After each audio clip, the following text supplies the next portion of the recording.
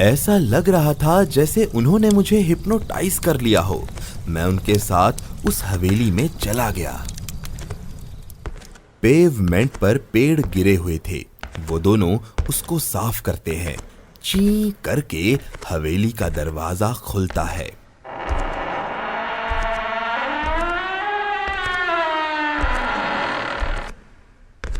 अंदर घुप अंधेरा। रमेश अपनी टॉर्च जलाता है। बस बस, मुझे और नहीं जाना, वापस चलते हैं। अरे चलो चलो, मैं हूं ना तुम्हारे साथ, डरो मत। वो दोनों स्टेयर केस पर जाते हैं। वहां मकड़ी के जाले हैं, उनको हटा करके ऊपर जाते हैं। अंदर एक नॉर्मल सा कमरा है। एक टूटी हुई चेयर, एक पुराना हुक्का, एक हाथ से हिलाने वाला फटा हुआ फैन, कुछ खाली शेल्व्स और कुछ टूटी हुई फोटोज। अरे ये तो बिल्कुल नॉर्मल सा कमरा है। आदर्श, बताओ, क्या तुम्हें लगता है यहाँ पे भूत होगा? अंकल, बस 15-20 मिनट में रात हो जाएगी। प्लीज वापस चलो, मुझे अब डर लग रहा है। एक मिनट, क्या तुम्हें भी कोई अजीब सी खुशबू आ रही है? नहीं तो।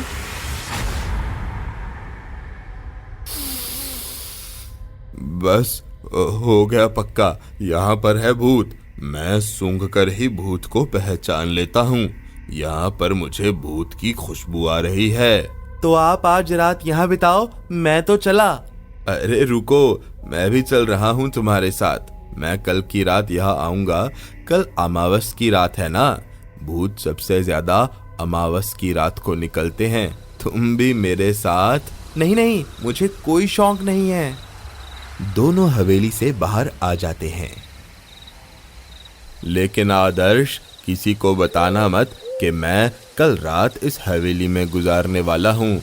यहाँ के लोग बहुत अंधविश्वासी हैं, मुझे शायद जाने ना दें। वाओ, कितनी मस्त स्टोरी है।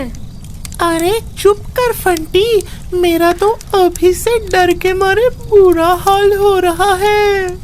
क्या यार सनी, इतनी भी डरावनी नहीं है। पापा, जल्दी जल्दी आगे सुनाओ ना। मैंने तो भूत की पिटाई की हुई है। बस कर फंटी, बस कर। अंकल प्लीज कंटिन्यू करो ना। चलिए जाइए अंकल, कल सुबह मिलते हैं। आपके लिए चाय लेके आऊंगा, दोनों साथ में पियेंगे। हाँ बिल्कुल।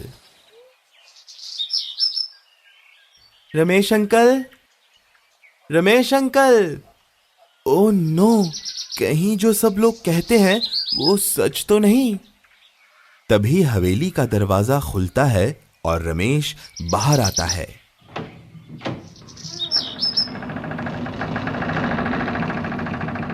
Ramesh uncle, thanks God. तो फिर? अरे थोड़ा सब्र रखो, सब बताऊंगा।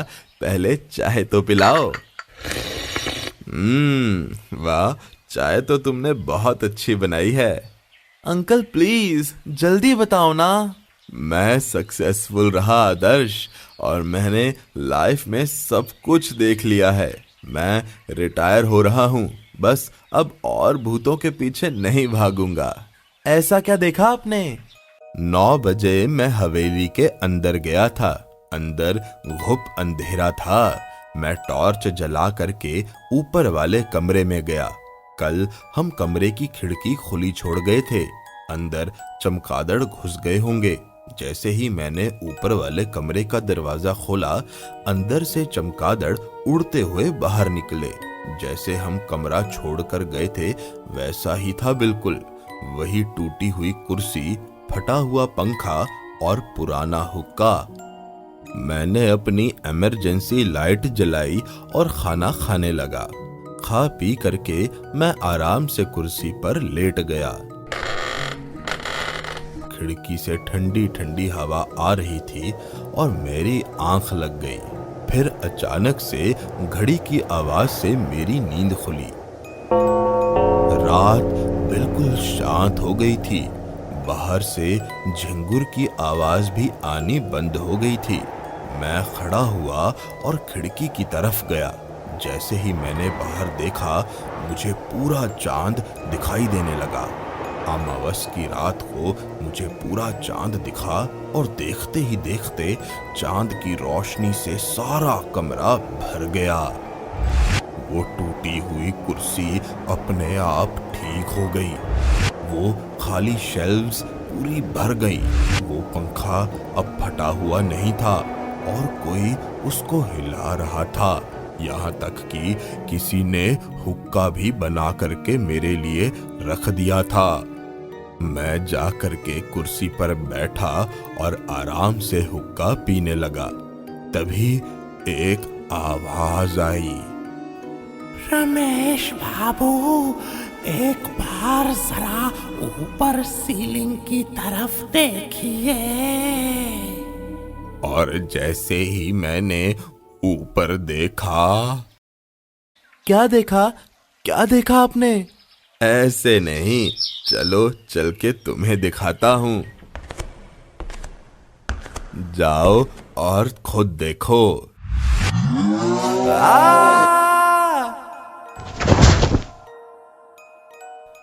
मैं यहाँ कैसे आया?